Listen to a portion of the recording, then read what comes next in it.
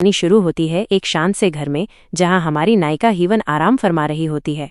अचानक दरवाजे पर लगातार दस्तक होती है। जब हीवन दरवाजा खोलती है तो उसके सामने खड़ा होता है हमारा नायक राम वू। हीवन उसे देखकर एकदम से चौंक जाती है। अब मजे की बात यह है कि राम हीवन को हीवन नहीं बल्कि राम कहकर बुलाता है। हीवन कुछ समझ नहीं पाती और झट से दरवाजा बंद करने की कोशिश करती है, लेकिन दुर्भाग्य से राम की उंगली बीच में आ जाती है और वो दर्द से चिल्ला उठता है। हीवन हैरान परेशान। अब कहानी थोड़ी पीछे मुड़ती है उनके स्कूल के दिनों में। हमें पता चलता है कि आखिर ये नाम का चक्कर क्या है और राम हीवन को राम क्यों कह रहा है। स्कूल में अप्रैल फूल्स डे का माहौल है और बच्चे एक मजेदार गेम खेल रहे हैं। नियम ये है कि आखिर में जिन दो बच्चों के नाम आएंगे उन्हें पूरे दिन के लिए अपने नाम बदलने होंगे। और किस्मत का खेल देखिए, आखिर में नाम आता है हीवन का और राम का। तो उस दिन के लिए हीवन बन जाती है राम और राम बन जाता है हीवन। राम अपने जिगरी दोस्त होसू के साथ घूम रहा होता है। होसू उससे पूछता है कि उसका नाम किसके साथ बदला है, क्या वो कोई लड़की है। राम बड़ी बेरुखी से कहता है हाँ, एक हेल्थी चाइल्ड है। उधर हीवन अपनी सहेली ताकी के साथ स्कूल से भाग रही होती है। रास्ते में वो देखती है कि कुछ लड़के एक बेचारे लड़के को परेशान कर रहे हैं। गुस्से में हीवन अपनी दूध की थैली उठाकर उन लड़कों पर फेंक देती है। लड़के उन्हें देखकर उनका पीछा करने लगते हैं। भागते भागते हीवन का राम वाला नेम टैग कहीं गिर जाता है। तभी होसू राम से पूछता है कि क्या वो लड़की सुंदर है, लेकिन राम कहता है कि उसे नहीं पता। एक लड़का हीवन से पूछता है कि उसका नाम क्या है और कहता है कि वो बहुत प्यारी है। हीवन झट से कह देती है मेरा नाम राम है।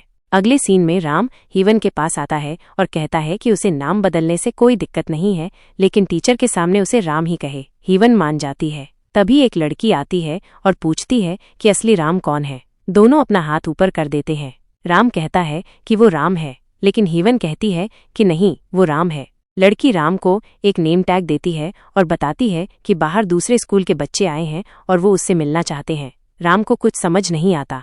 हीवन बताती है कि उसने एक लड़के को गुंडों से बचाया था। राम पूछता है कि अब क्या करें।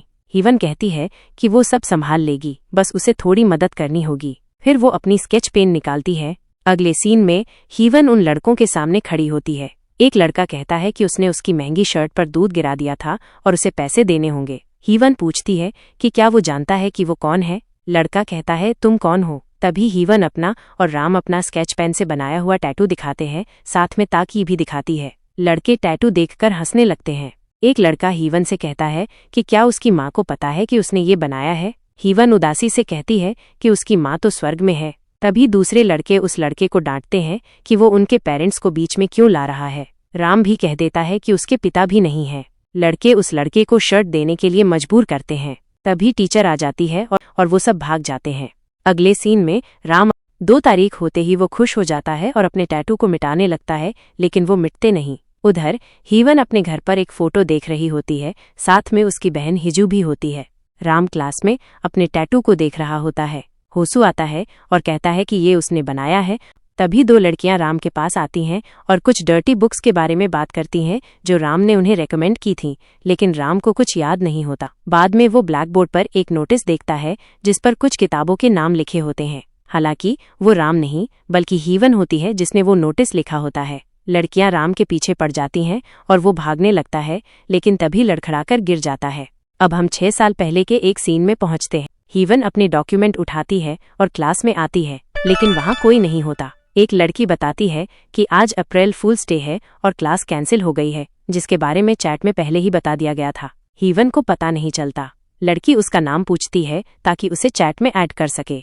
हीवन अपना नाम बताती है। लड़की कहती है कि वो तो वही है जिसने 2020 में एडमिशन लिया था और एक बुक के लिए रिक्वेस्ट की थी, जिसकी डेडलाइन करीब है और उसे फिर से रिक्वेस्ट करनी चाहिए। हीवन मान जाती है। बाद में वो बाहर आती है और एम्बुलेंस की आवाज सुनती है। उसे कुछ याद आता है। वो थोड़ा परेशान होती है और फिर चली जाती है। घर आकर वो बिस्तर पर लेट जाती है और एक बॉक्स को देखती है। फिर अपने अतीत के एक सीन में खो जाती है। अतीत के सीन में राम कुछ सामान बेचने के लिए आता है, लेकिन दरवाजा हीवन खोलती है। अब हीवन को पता चलता है कि वो दोनों एक ही बिल्डिंग में रहते हैं। राम कहता है कि वो सामान चेक कर ले। हीवन पूछती है कि क्या वो सच में ऐसा कर सकती है। राम कहता है कि उसे करना ही होगा, वरना बाद में कोई रिफंड नहीं मिलेगा। हीवन कहती है कि ये बात कहने के बाद वो बहुत डेयरिंग है। वो सामान बाहर निकालती है जो कि ब्रा और पैंटी होती है। राम चिल्ला उठता है और कहता है कि उसे नहीं पता था कि इसके अंदर ये सब है। वो अपनी माँ के लिए काम कर रहा था जो सो रही थी, इसलिए वो सामान लेकर बाहर आ गया। वो कहता है कि उसे गलत आदमी न समझे और वो सामान घर पर चेक कर ले। हीवन पूछती है कि अगर डैमेज हुआ तो क्या होगा। राम कहता है कि डैमेज नहीं होगा, अगर हुआ तो वो रिफंड कर देगा। फिर वो भाग जाता है और कहता है कि वो कोई गलत आदमी नहीं है। वो घर आकर अपनी सोती हुई माँ जंगसुक को देखता है। हीवन भी अपने घर आ जाती है और राम की माँ को मैसेज करती है कि कल के ट्रांजैक्शन के लिए धन्यवाद। राम मैसेज देखता है और उसे ब्लॉक कर देता है। अगले सीन में राम स्कूल आता है और हीवन को अपनी दोस्त के साथ देखता है। वो हीवन के पास वही थैला देखता है जो उसने रात में उसे दिया था। फिर वो होंगसू से बात कर रहा होता है, लेकिन नीचे देखता है और वहाँ हीवन और ताकी होती हैं। आज ताकी का जन्मदिन होता है और हीवन उसे विश कर रही होती है। वो उसे एक गिफ्ट देती है जो उसी थैले में होता है और वो एक ब्रा होती है। राम ये सब देख रहा होता है। होसू देखता है और पूछता है कि क्या चल रहा है। राम कहता है कि क्या आज ताकी का जन्मदिन है। होंगसू कहता है कि उसने उसे क्यों नहीं बताया। राम कहता है कि जानकर वो क्या करेगा। होंगसू कहता है कि ताकी को पता होना चाहिए कि उसका एक बेस्ट फ्रेंड है जो होंगसू है और उन्हें मिलना चाहिए। अगले सीन में सभी